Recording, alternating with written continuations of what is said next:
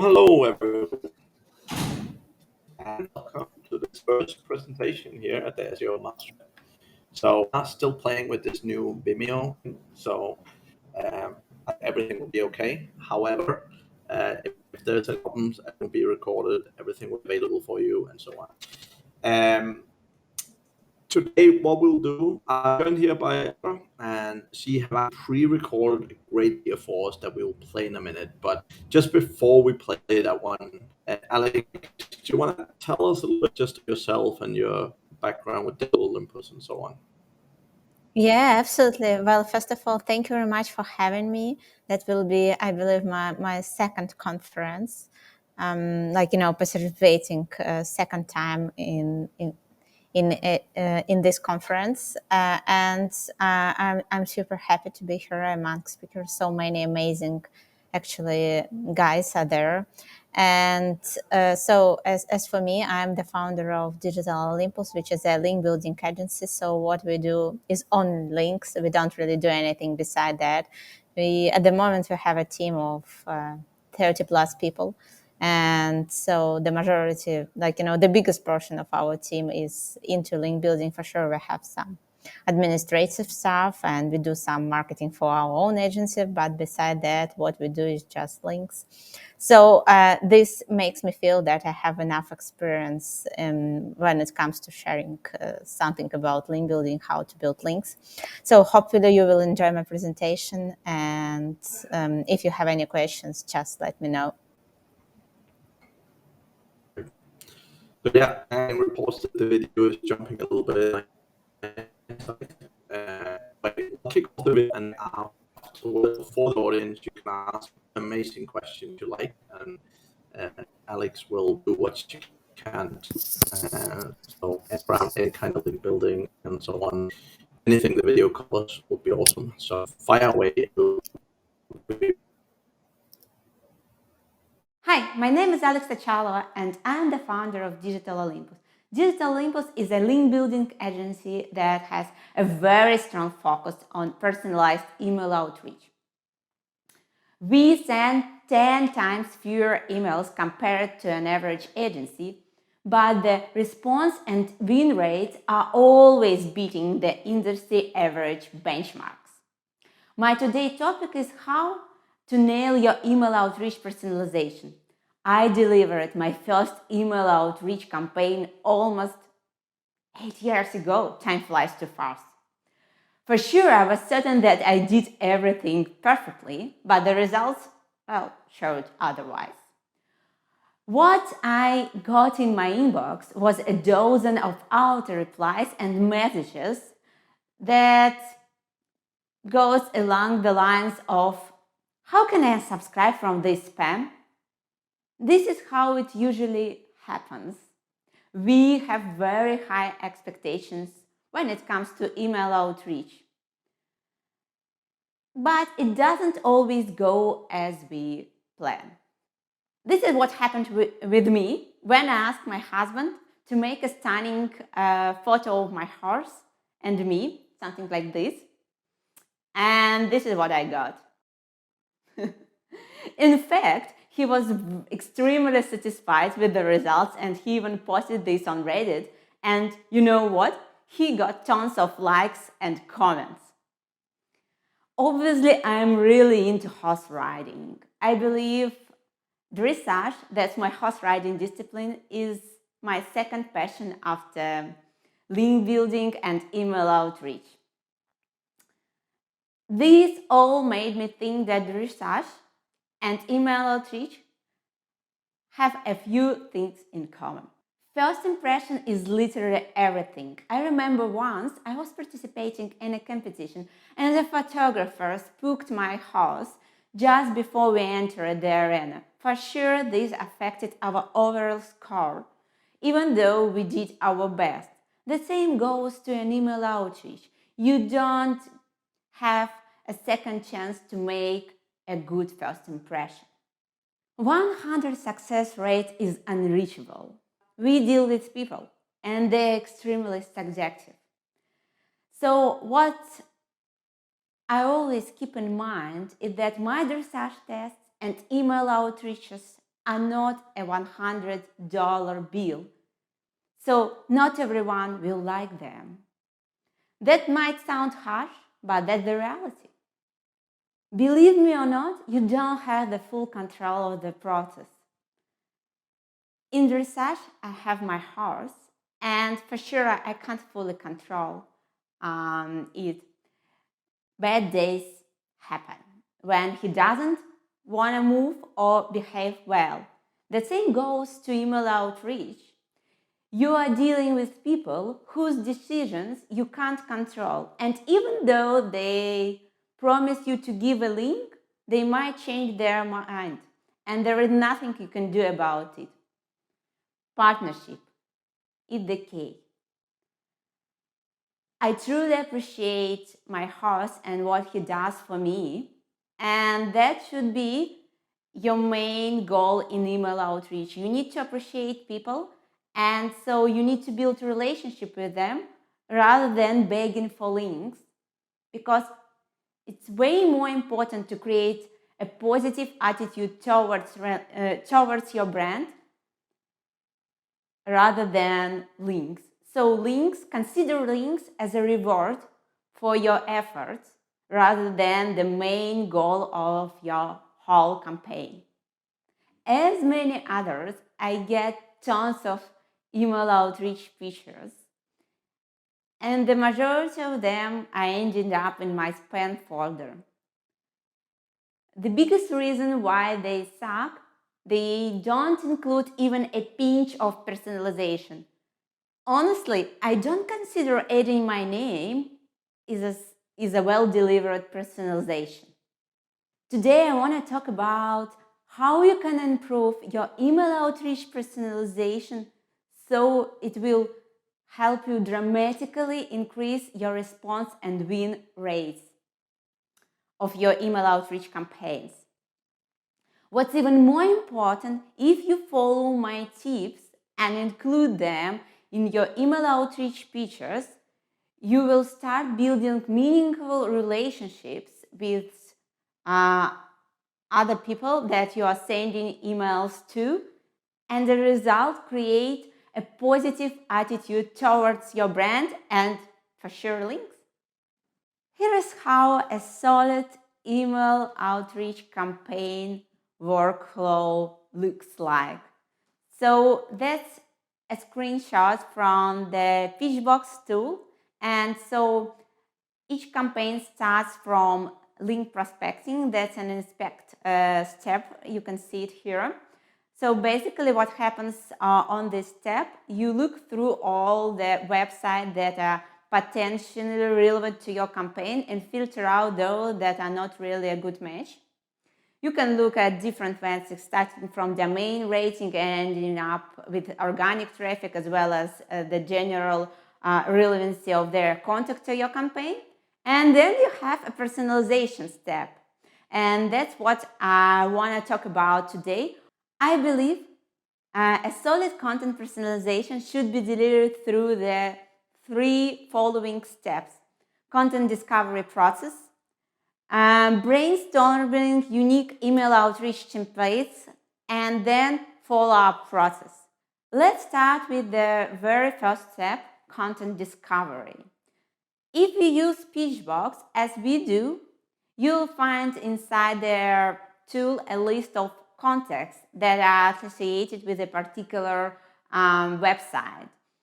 But looking at these contacts, you never know whether this one or that one person is the right one for your campaign. So basically, you need to understand whether they are the right contacts to send your pitches to.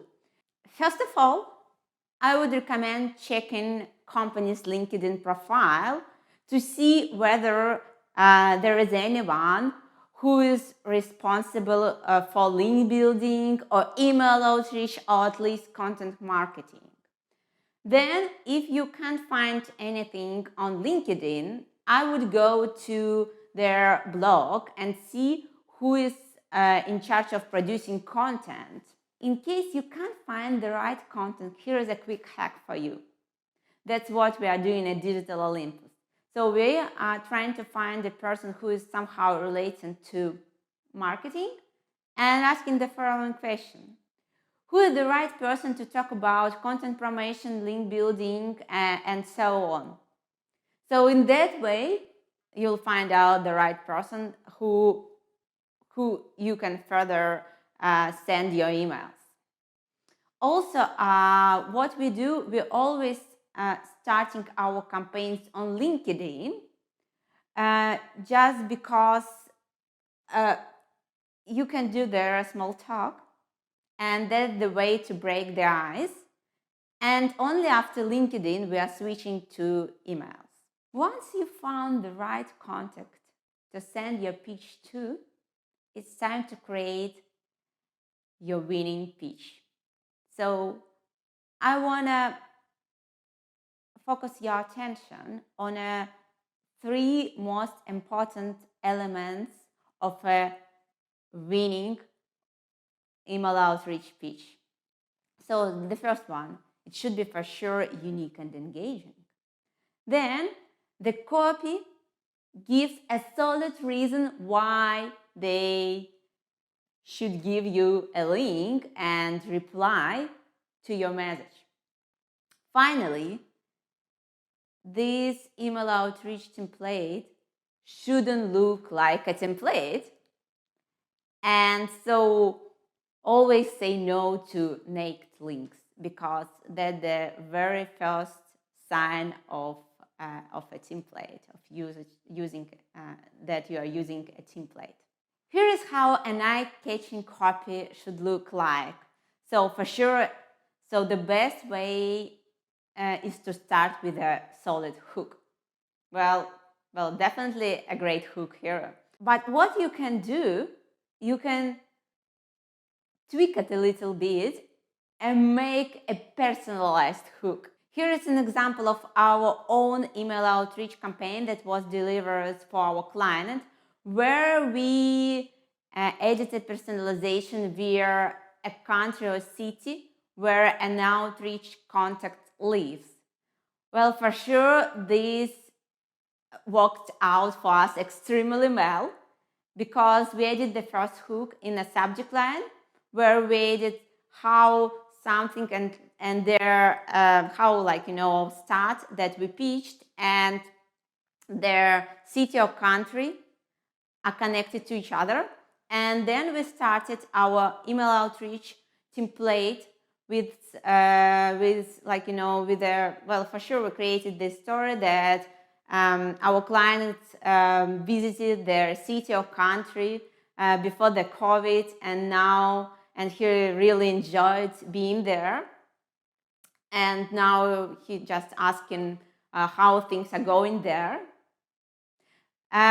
What's even more interesting, that even people that weren't really keen to give us a link, they replied to this email, and they told us that everything goes extremely well in their city and blah blah blah.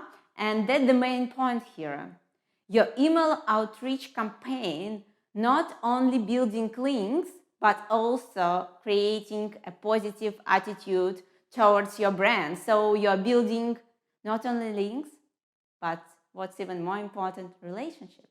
All I want to add here is that thanks to Pitchbox, you can easily update your email outreach templates with personalized information by using the merge fields.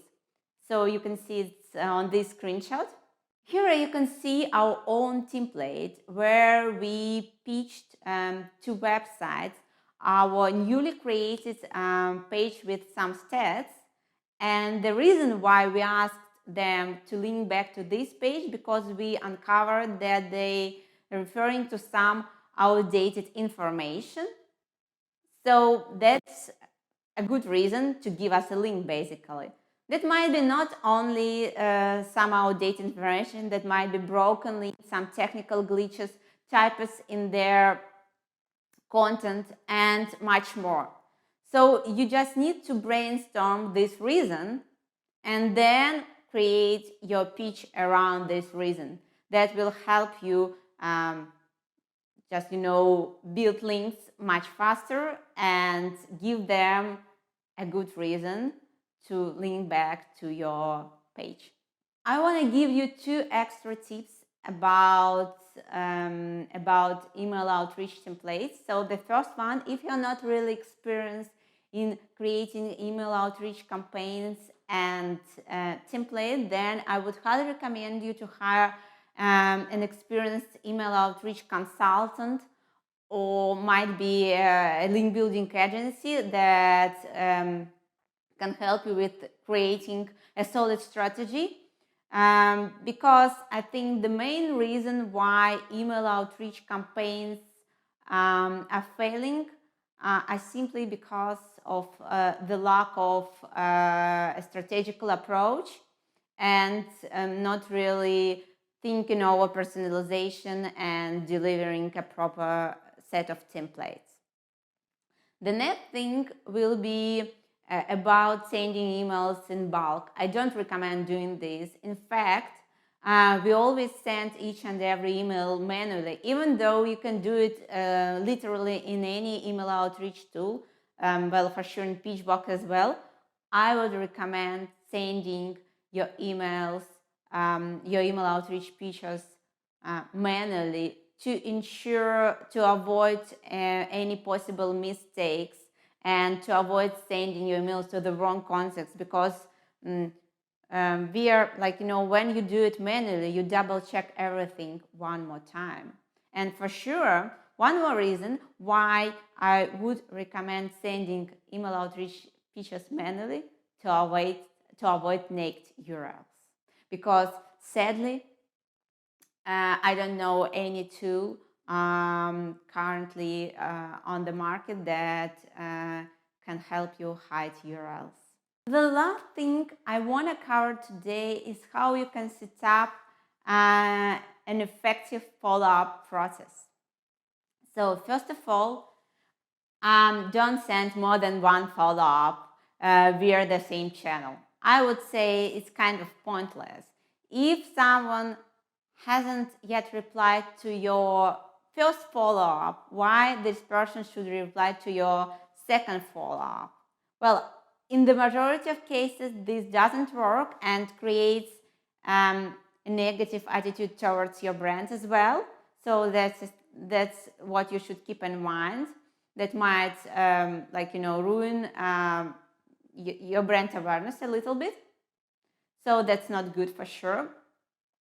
Instead of this, why not to try to follow up this person via some other channels, on LinkedIn, on Twitter, and then only if you see that this person is responding you via LinkedIn or Twitter or something else, then circling back to emails.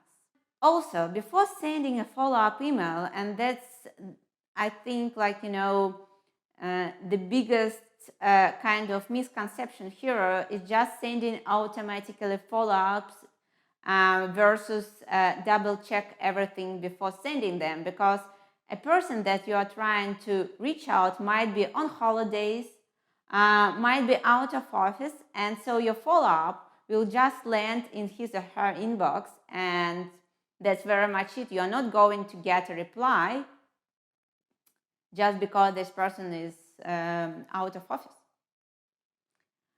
And also, I would recommend, before sending a follow-up, also going through a process of double checking one more time that you are really targeting the right person. The last thing is that before sending a follow-up, I would recommend initiating a meaningful conversation on LinkedIn, Twitter, or some other channels. So they will really see that you deserve a reply.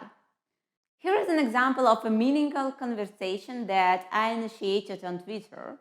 So as you can see, I just went on Twitter and wrote a comment about their recent tweet, and then in the second part of my tweet, I just reminded them that I've never heard back from them.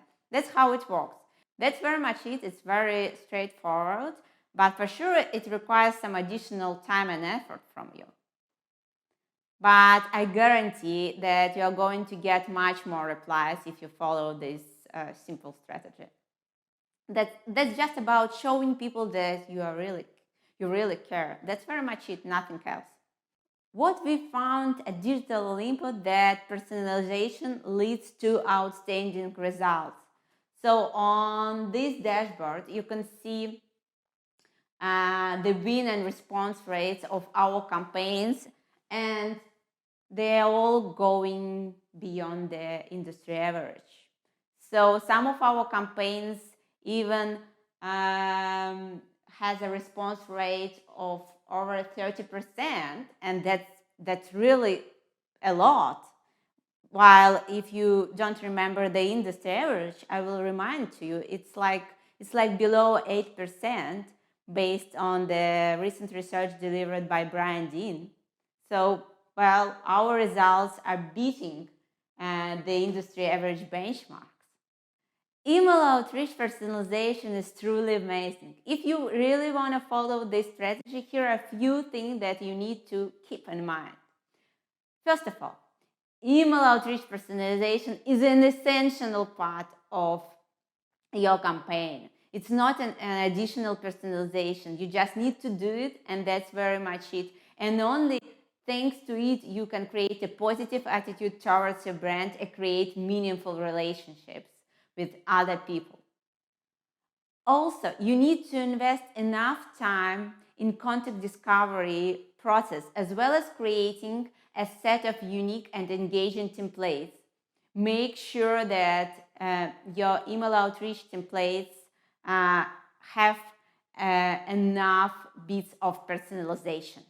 And the biggest takeaway from my speech is that you need to stop acting like a link builder.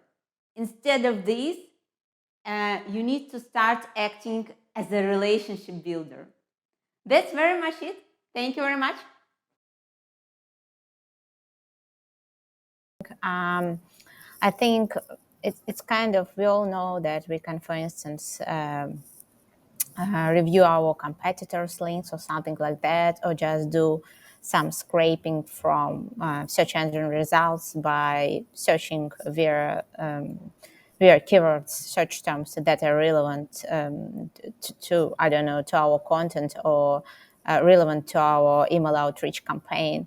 But here at Digital Olympus, we've noted that the best results can be reached when you're connecting with someone that is somehow related to you, I would say. So basically, you need to think over what kind of websites are close to you.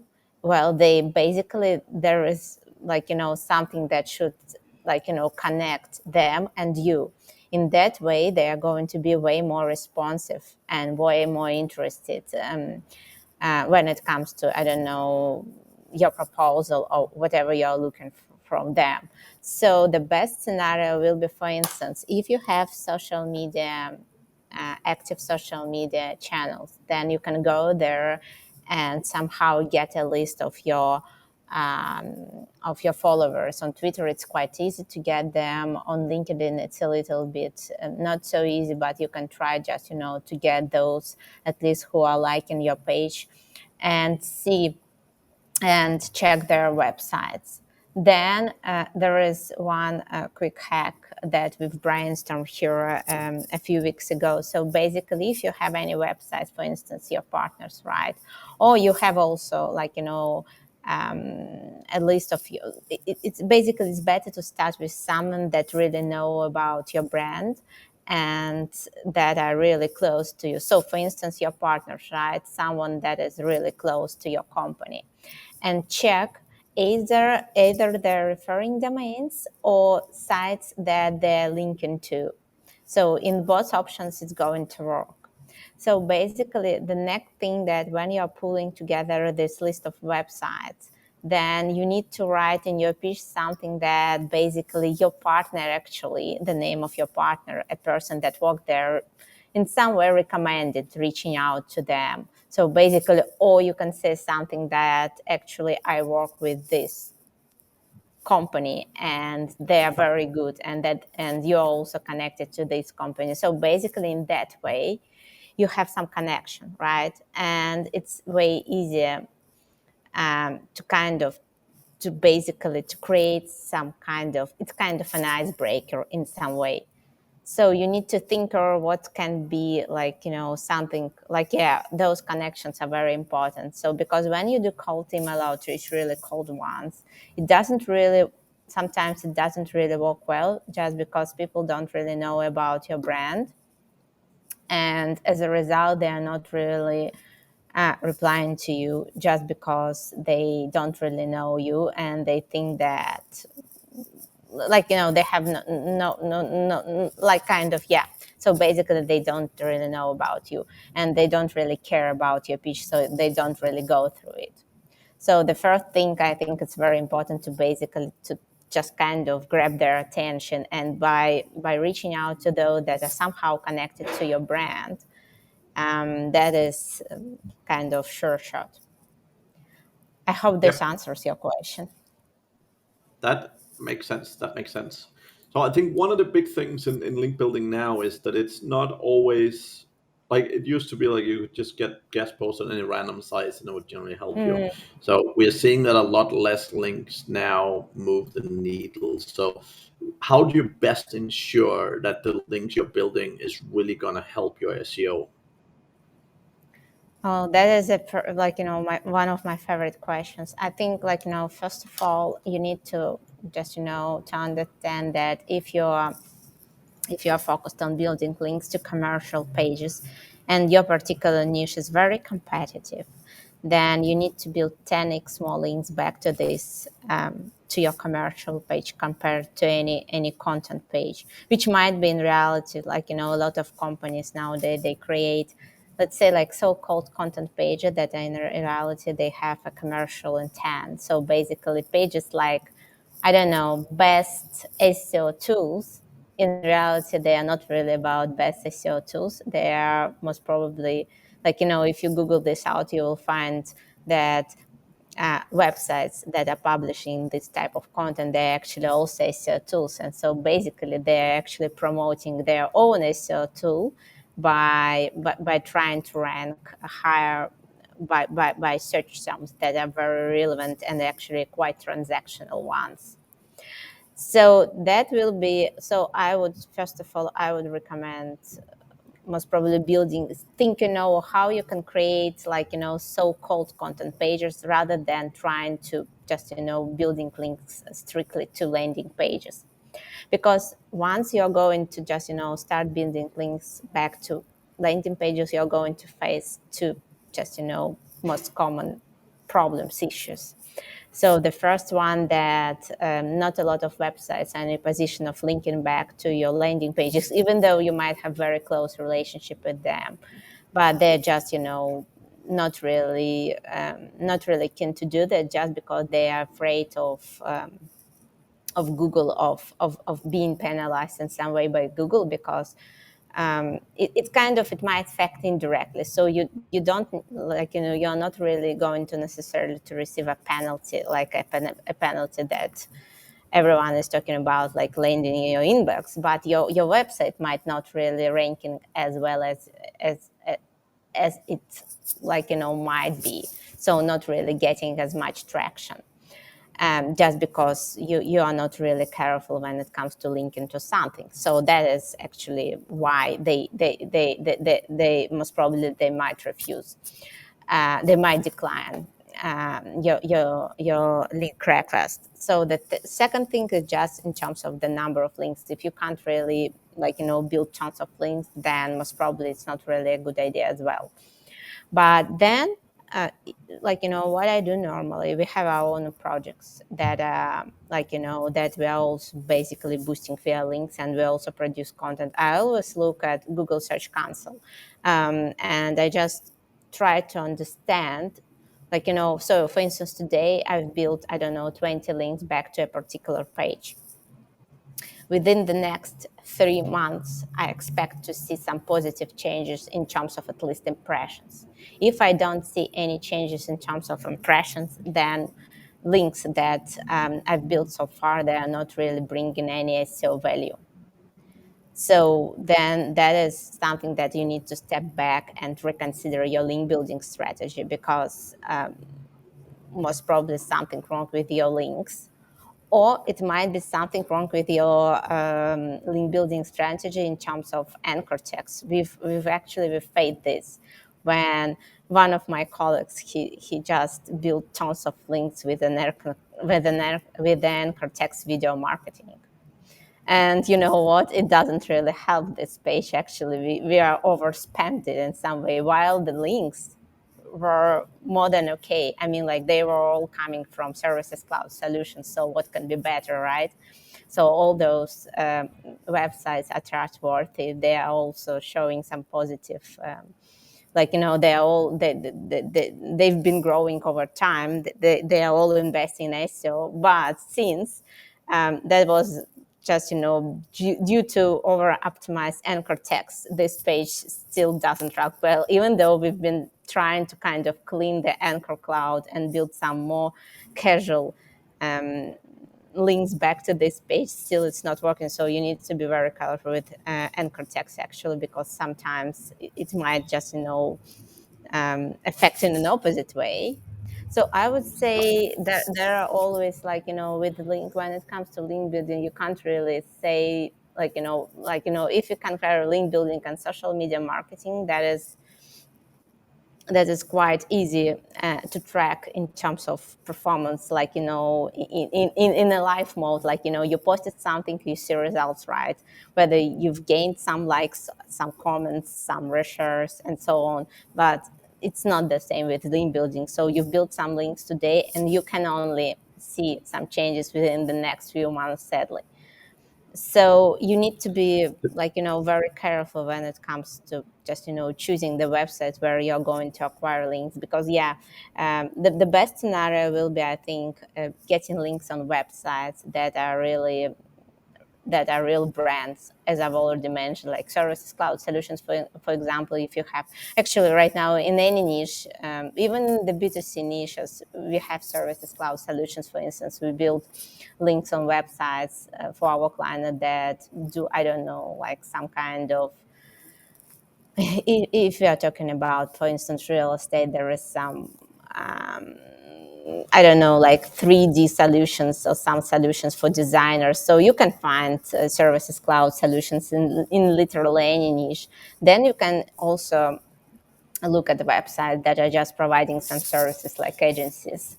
So also any type of aggregators, they're great because they do care. Well, I would say, the best scenario that when it comes to link building is getting links from websites that do care about organic traffic.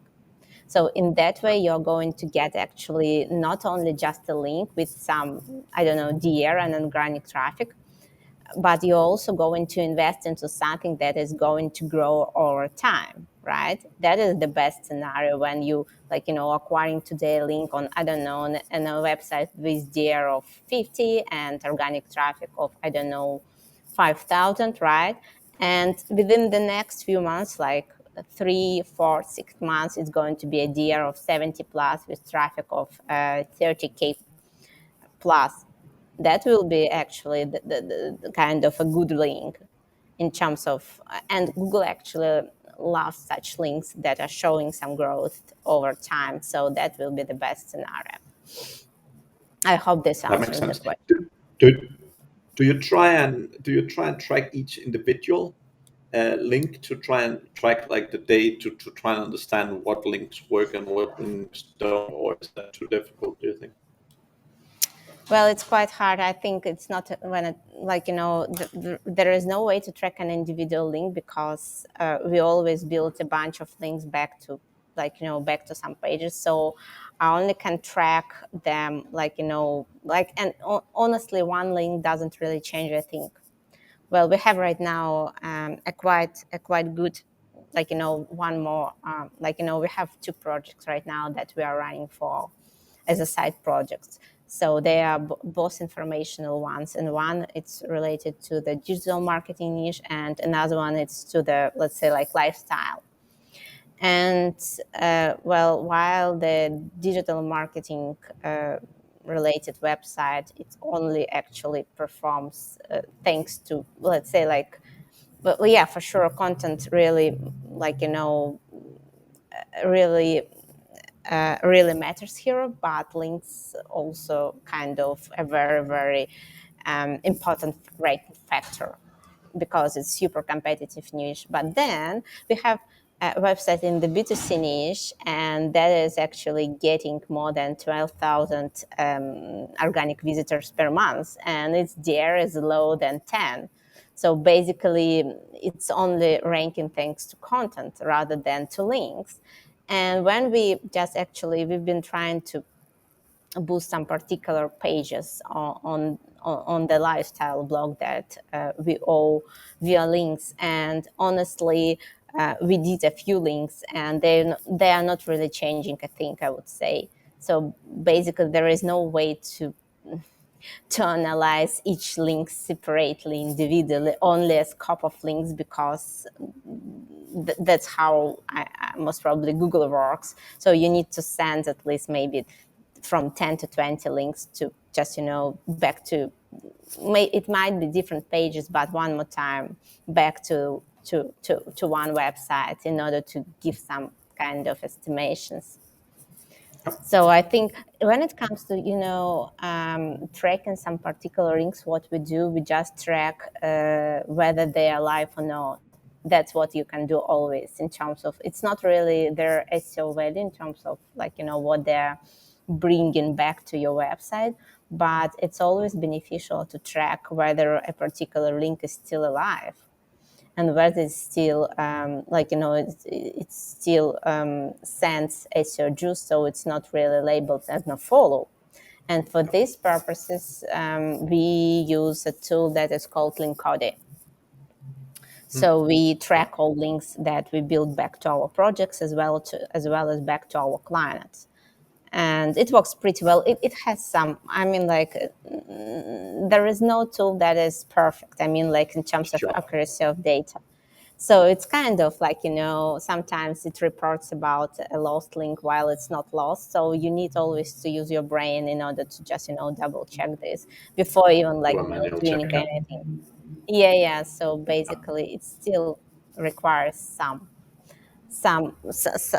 manual work in order to be sure that it's really true. But otherwise, Linkody is quite decent when it comes to just, double checking that all your links are in good shape. Cool. The next question we have is, how can I build links if my company have a bad reputation?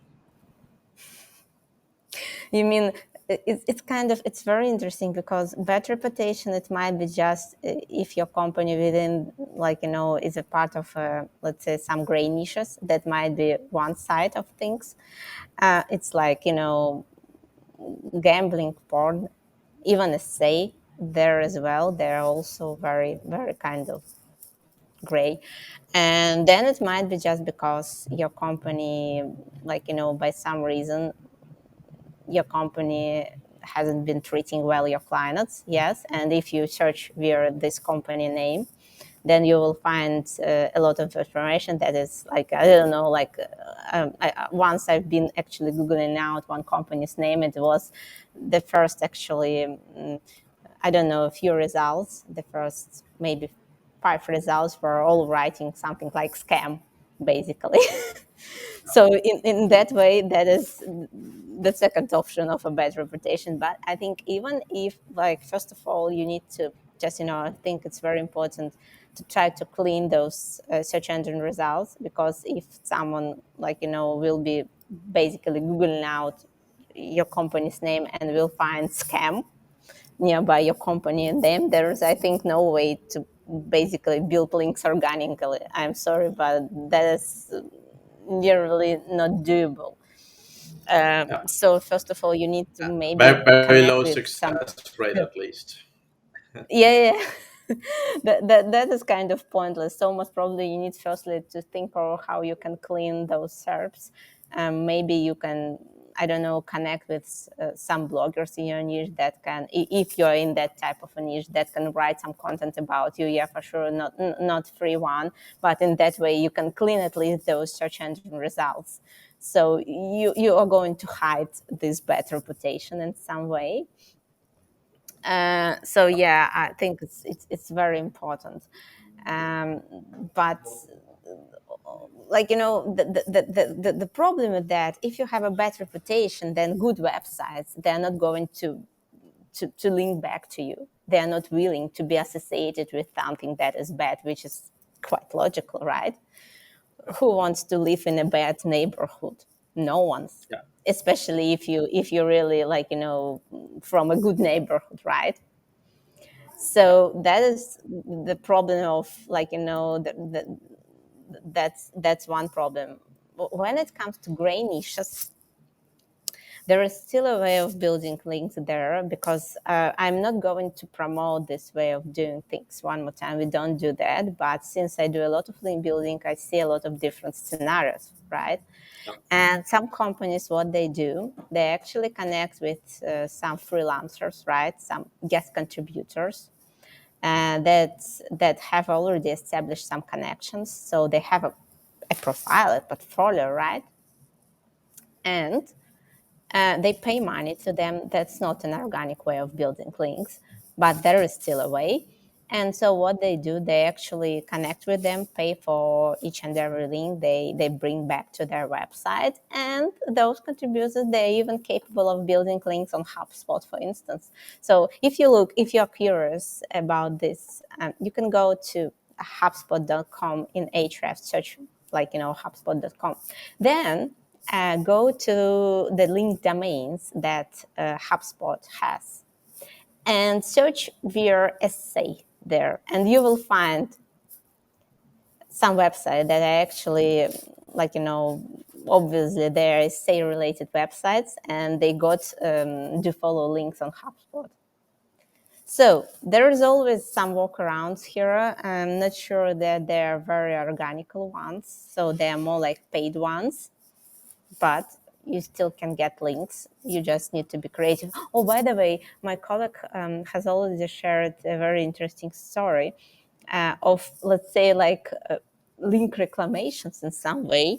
So what one company actually delivered, they're also from, like, you know, I think they're also from the same niche. So what they did, they actually started, like, you know, they uncovered guest contributors that are no longer active by some reason. So they are no longer actually writing to a particular website. So they have some old profiles. And then they pretended that they are those contributors.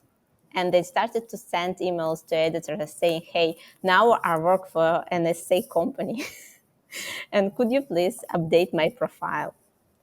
So basically, you just need to be creative in some way. Well, for sure, that is sneaky, that is non-ethical at all. So I don't really promote this, but I just share some stories right now, some real stories from the link building life.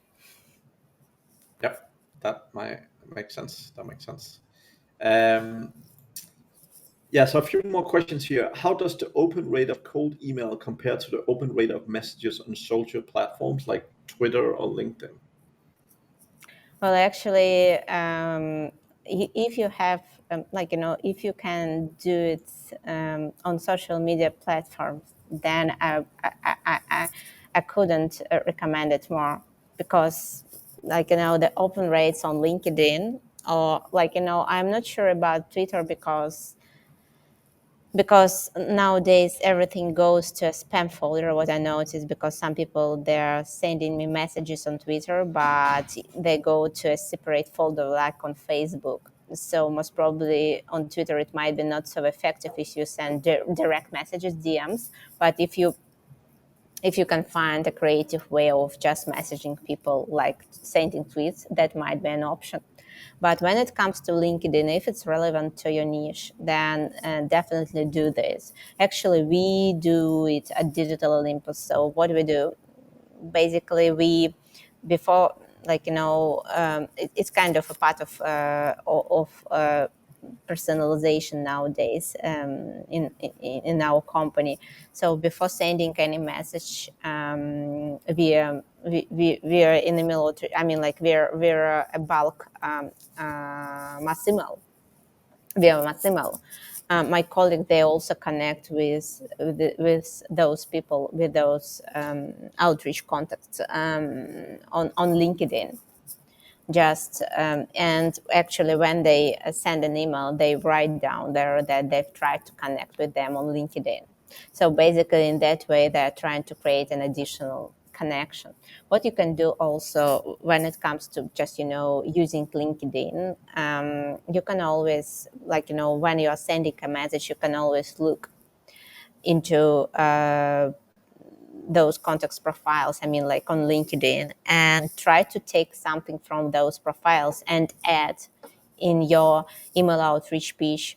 In that way, it's going to be hyper personalized, and most probably it's going to just lead to more responses. So anything that is basically well, when it comes to email outreach pitches, they are all so the best ones are those that are sharing something very unique about basically an email outreach content that you're sending your pitch to. So if it's something that is really about this person, then the chances that this person will reply to you go through the roof, just because it also comes to kind of, in some way, it's an egg bite. It's kind of, what about me? So basically, if it has something about you, then you're more interested and you're more you really care about this. Yeah, that makes sense. That makes sense. Okay, so more questions. What are the benefits of organic links versus paying for links? Others, sometimes it makes sense to pay for links. Yes, I understand that sometimes it might make sense to pay for links, but as an owner of an agency that does all links organically, I don't really see any sense in doing that. But one more time, yeah, for sure, I understand that some companies, especially when it comes to gray niches, maybe some controversial niche, they have to pay for links just because, yeah, we honestly, we don't work with those niches. Just because I understand that there is no way to build links organically back to their pages, because there is no way to negotiate this. It's saying no, it's not great, it's actually white.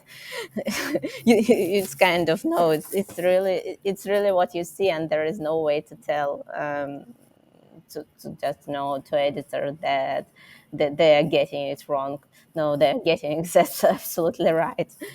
um, Yeah. but when it comes to paying for links, it's kind of for me, the main problem with the paid links is that you never know what is going to happen with this link. I mean, it's kind of a very tricky investment, because when it comes to organic links, you can, as I've already mentioned previously, you can get links on websites that have been growing over time. You can, in some way, focus predict what's going to happen. Yeah, for sure, any business can fail eventually. Well, Yeah. that is the truth, that no one knows what's going to happen with this business in, I don't know, even in 2 years, because there might be just some wrong, I don't know, they might just do something wrong and they're going to fail. But in that way, still the chances that they are not going to fail are way higher. So in that way, you can just predict in some way that those links will be actually still sending at least the same SEO benefits back to your page, or even growing over time, which is actually the most common scenario. What we see actually when it comes to the quality of link that we are building, we see that their domain ratings are growing over time. So when we when we circle back to our previous campaigns, and when we look at sometimes we do it normally on a year to year, on an annual basis, and we look through the link that we have delivered in previous year, basically. And so we see that those links actually have been growing over time. So while when it comes to paid links, there are more unknowns than knowns. So most probably they're like, I don't think that those links have been really growing over time. If they're going to remain the same, that is perfect. But since those websites are selling links, most probably Google sooner or later will give less priority to those links. That is the problem, that selling links, like doing this in the right way, to avoid being on a rather, being kind of in some way on a radar of a Google, what I'm trying to say. So it's quite hard. So those websites, most probably they just add those links, and they don't really care too much about whether it should be editing new content, or there should be something else delivered. So it's that is the problem, I think, because well, it's just investing in something that might turn into just into zero in some way, into nothing. That is the problem. That is the investment. It's not the what I'm trying to say, that this kind of link, they are not really going to work for you most probably tomorrow. That is just for today. So, and you need to understand this, and I think that is the most problematic part. Okay. What kind of pages typically show the best results when they're boosted with links? As from my experience, I think that is actually, well, content pages. There might be like content pages with the commercial intent. So those pages are working very well as well. We do right now some link building campaigns for clients that actually deliver a set of pages that are in reality strictly commercial ones, but they're wrap up into a content ones, and they're working extremely well. But when it comes to landing pages, at some point I've realized that if a client doesn't really have quite big budget, when I say quite big budget, it's most probably at least 10,000 USD per month, or at least starting from, I would say, 7,000, something like that. Then most probably it's not going to lead to something meaningful, just because the majority of our clients, they are from their very extremely high competitive niches. And when we have for instance, we have two clients. Well, actually we have a few clients. Video marketing is on the rise, so we have a few clients from the video marketing industry, so services, cloud solutions. And we have one client that actually has a quite big budget, and we see how it works for them, and they hired us to build links to their commercial pages, and it works quite well for them. And we have then a client that has even not the half of their budget. And honestly, when it comes to their results, I can't say that it's really something meaningful. I don't know how long we should have continue building links to their pages in order to see something really that is going to show some really decent performance. Because one more time, okay, we see some positive changes in terms of the number of impressions, right, which is good. We see some positive changes in terms of rankings, but if they don't really rank on at the top 3 results, or even at the top 2 results, then it's not really bringing them much traction. So those all signals, they are showing that we are moving in the right direction, but they're not really contributing to their revenue streams. So that is the problem. That makes sense. That makes sense. Yeah, I think that's great, and I agree with you. I think a lot of the time, and that's the problem with SEO, is that you either win or you get nothing, right? Like, yes, there is a few space at the top, but the whole thing is that there's only going to be so many people. So particularly if you're in a competitive niche, right? Like, you have to be very smart about where to invest your money, both in content and in links, right? Yeah, I think like a lot of SEO, they're just saying that they're basically reporting on the wrong metrics in some way, because they're also blocked with maybe they're within the very competitive niche. So they're saying, okay, look, we have some positive changes in our rankings. I don't know, we are right now ranking at the top 20 results, but while in the reality it doesn't really contribute to business at all, honestly. So No. that is the problem. Yeah. Alexandra, thank you very much. I think we've had lots of good questions and very great presentation again. So thank you very much Yeah, for thank you joining very us much, today and Matt. answering all these questions. You're Thank you very welcome. much, And Matt, for thanks to all the having me. audience for